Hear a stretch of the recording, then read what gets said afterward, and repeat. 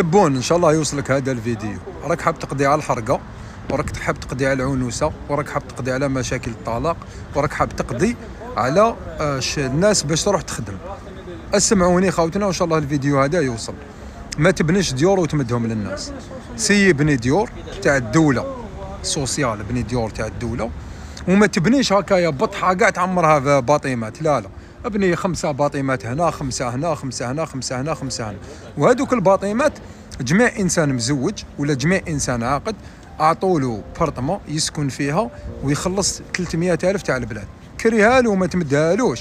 يحب يشري كيما هذوك اللي راكم ديروهم، يدير لا ديال ويشري، هذيك يا خو تولي رزقه. بصح هذوك الديور يبقاو يمشيو لينا ولي بعدنا ولي بعدنا ولي بعدنا، يخلص 300,000 ونقولوا للشهر، مع لي شارج تاعو ولا تستقام له واحد 600 ولا 700 للشهر.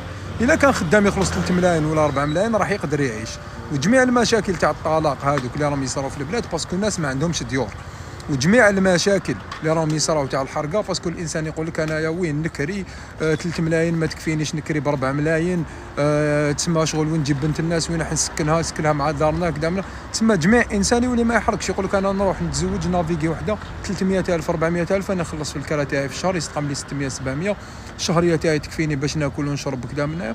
يبقى له مشكل تاع واش؟ مشكل تاع طوموبيل. والله ما يزيدوا يحرقوا، والله ما يزيدوا يطلقوا، باسكو مشاكل تاع الطلاق باينه باللي يدخلوا فيها الوالدين والخيات يسكنوا كيف وكذا.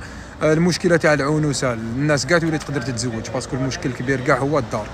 يروح يكري دار 300,000 ولا 400,000 وزيك قضيت على كلش، نحيت كاع المشاكل. والديور هذوك كي تولي نتايا تكريهم للناس تما راح يكون فيها اجون سيكوريتي، تما راح يولوا فيها لي بلومبي تاعك نتايا تاع هذيك لاسيتي ياك معايا.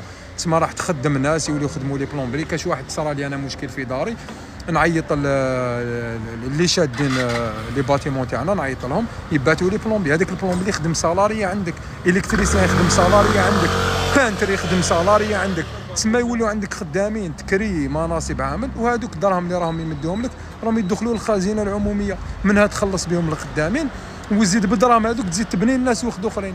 هكذا راح تحل كاع المشاكل تاع البلاد. اقسم بالله يا خوتي وراني نتفلسف. بالك كلامي هدايا يوصل للناس المسؤوله والناس اللي تقدر تغير وياخذوه بعين الاعتبار ويدرسوه. وهذه الحاجه راني ديتها من عند بلدانات متقدمه هما يمشوا بهذا السيستم. السلام عليكم خوتنا وربي يوفق الجميع.